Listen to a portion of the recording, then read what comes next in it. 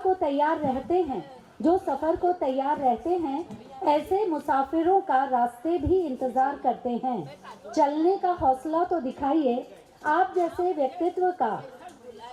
व्यक्तित्व ही मंजिलों को पार करते हैं।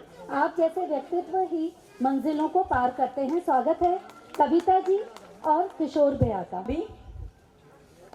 मेरा नाम कविता चांडक है और मैं इस बड़े सुंदर से चांडक खाप परिवार की एक सदस्य हूँ। मैं आभारी हूँ चांडक खाप परिवार की कि मुझे ये एक सुंदर सुनहरा अवसर मिला है इस चांडक खाप परिवार के साथ जुड़ने का। और मैं ये कहूँगी ये परिवार हमारा अपना है और ये परिवार से जुड़ने का अवसर हम सभी को इस चांडक खाप परिवार सम्मेलन के कारण मिल रहा है। जैसे अभी भाई जी ने कहा कि हम चांडक हैं, हम मारवाड़ी हैं, हम व्यावसायिक हैं और जो व्यावसायिक हैं तो हम अपनी ज़िंदगी को सरल और सुखमय बनाने की पूरी कोशिश करते हैं। हम विषम परिस्थितियों में भी अपने परिवार के साथ जुड़े रहने के कारण हमारी परेशानियों के हल निकाल पाते हैं। इसमें कोई दो राय नहीं है। यहाँ जब हम ये कहते हैं कि विषम परिस्थितियाँ आती हैं और हम परेशानियों को हल कर पाते हैं, तो मैं यहाँ ये कहूँगी कि जब हम कोर टीम से बात कर रहे थे तो हमें एक चाबी मिल गई, एक ऐसी चाबी जो हर परिवार का व्यक्ति उसको यूज कर सकता है हर ताले पर। अब वो ताला क्या है? छोटी बड़ी कोई भी परेशानी, इस ताले पर वो चाबी लगाई जा सकती है। और मैं चाहती हूं कि आप वो चाबी गैस करें। मैं हिंट देती जाऊंगी, आपको वो गैस करना है।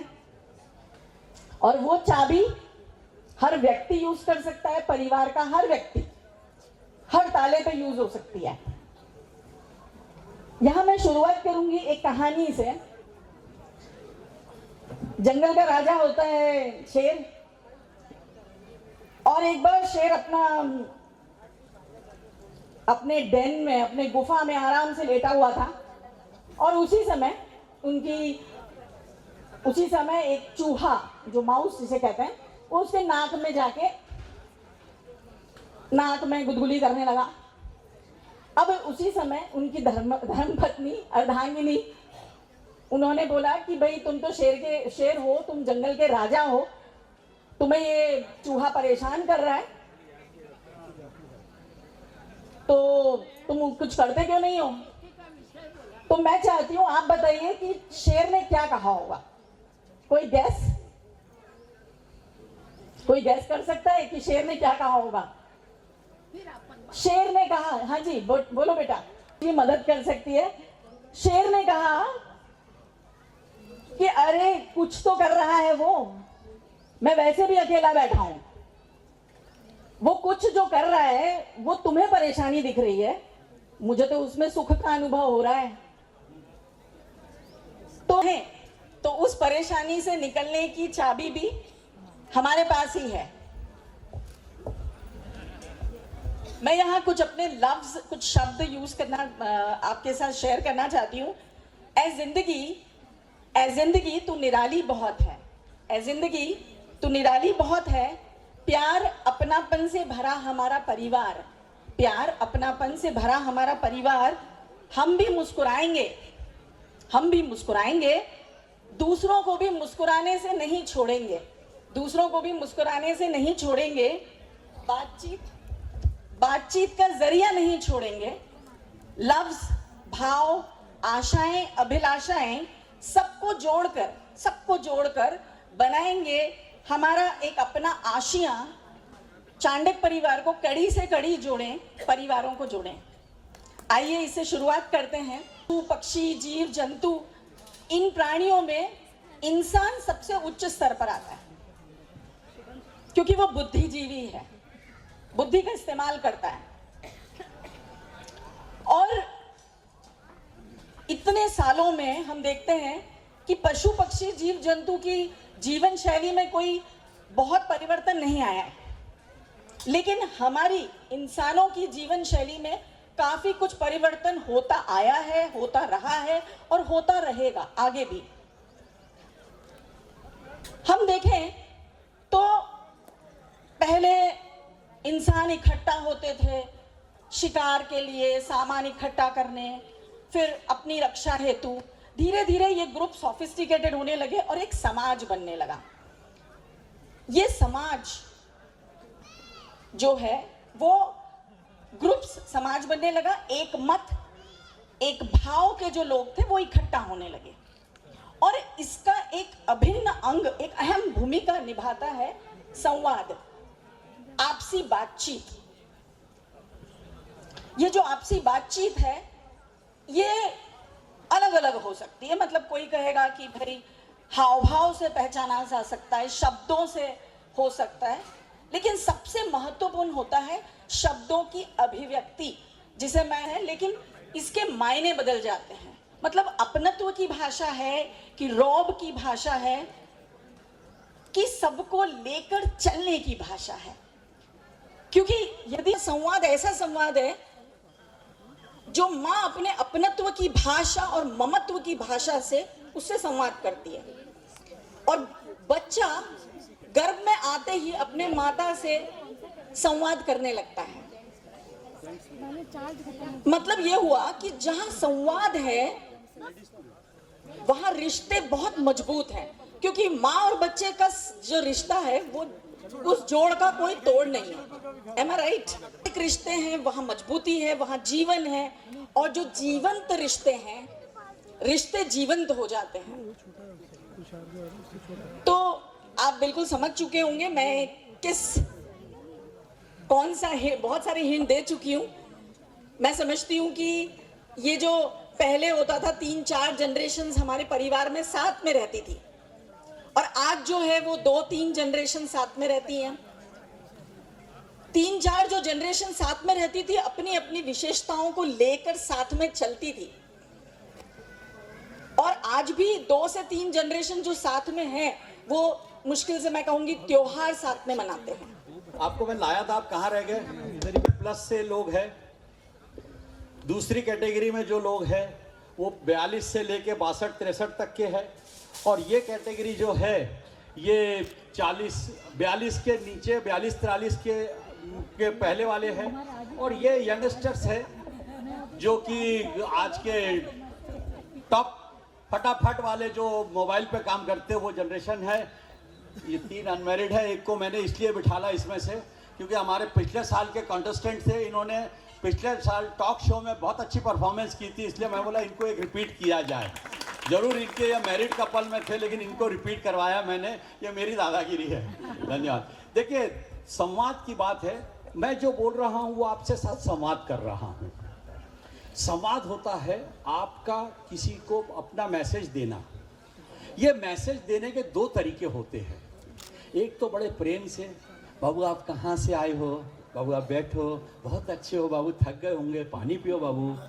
और दूसरा, अरे कहाँ से आ गया तू, तेरे को किसने बुलाया था यहाँ पे, चल आता है सुबह सुबह मेरा समय खराब करने के लिए। एक ही बात 2 तरीके से एक ही बात बोली। एक शायद प्रेम से बोली गई थी पहली बात, और दूसरी वीर रस जिसको बोल सकते हैं, या क्रोध रस बोल सकते हैं। भाई जी ने जैसा बताया था, अगर अपने व्यवहार में प्रेम रस का जितना आप आचरण विचार करेंगे, उससे आप देखेंगे कि आपके घर का वातावरण इतना शुद्ध और इतना पवित्र हो गया है, फिर आपको किसी और की जरूरत ही नहीं पड़ेगी, आप अपने आप में एक पूरा अंपायर हो जाओगे।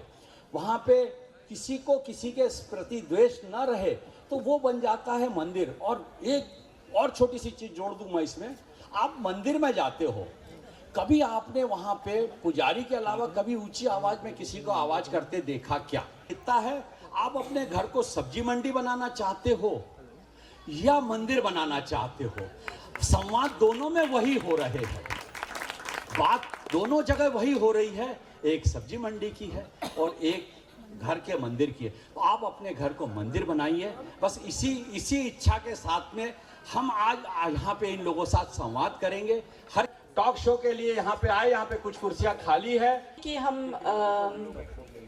एक राउंड कर लें जिसमें हम सभी से एक बार बातचीत कर लेते हैं। उनका नाम, उम्र, उनका व्यवसाय और उनकी क्वालिफिकेशन जानते हुए तो इनका परिचय भी हो जाएगा। और मेरा व्यवसाय जो है वो है अगरबत्ती मैन्युफैक्चरिंग और अगरबत्ती के रॉ मटेरियल का सप्लाई। मैं अशोक चांडक, मेरी उम्र 72 साल। मैं व्यवसाय से चार्टर्ड अकाउंटेंट हूँ। और आपको कौन है?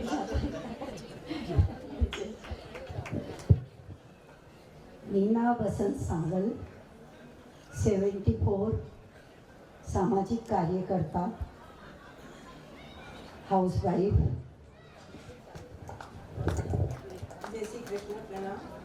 कीर्ति चांडा, 63 इयर्स, हाउसवाइफ हूँ, साथ में बिजनेस भी थोड़ा बहुत करती हूँ।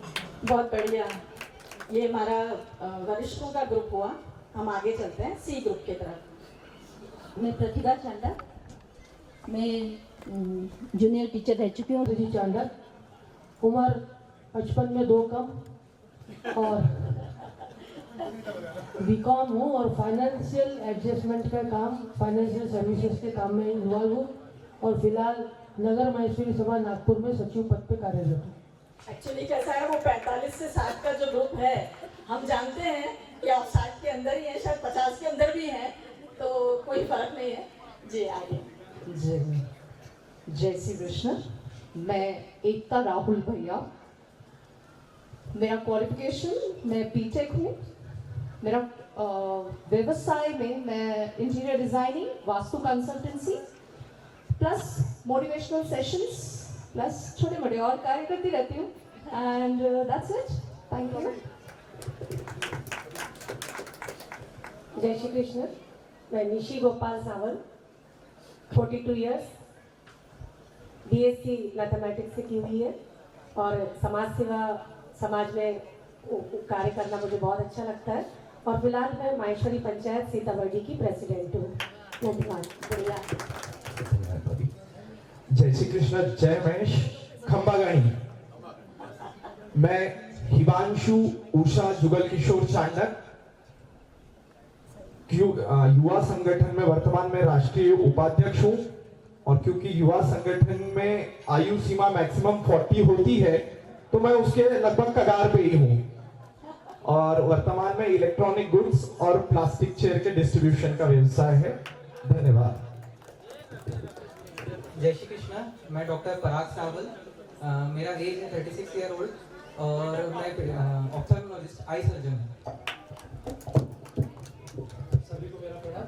मेरा नाम जयप्रकाश जसराज चांडक है। मेरी उम्र 36 साल है और मैं पेशे से चार्टर्ड अकाउंटेंट हूँ। जय श्री कृष्ण। मेरा नाम डॉक्टर विभोर आनंद चांडक है। मेरी उम्र 25 साल है और मैं पेशे से एक डॉक्टर हूँ। जय श्री कृष्णा। मेरा नाम तीशा संजय चांडक है। मेरी एज 19 ईयर्स ओल्ड है। मैं बीसीए फर्स्ट ईयर स्टूडेंट हूँ। जय Shri Krishna. I am Shivani Manoj Chandak. I am 27. I am MBA into HR and I am currently working. जो करना चाहेंगे, मैं कहूँगी कि जो 60 साल के ऊपर के वरिष्ठ हैं हमारे साथ, उन्होंने पूरे सारे दौर देखे हैं, सारे समय का सारा दौर देखा है, जहाँ लिमिटेड एजुकेशन थी, मतलब स्कूलिंग के नाम वो एजुकेशन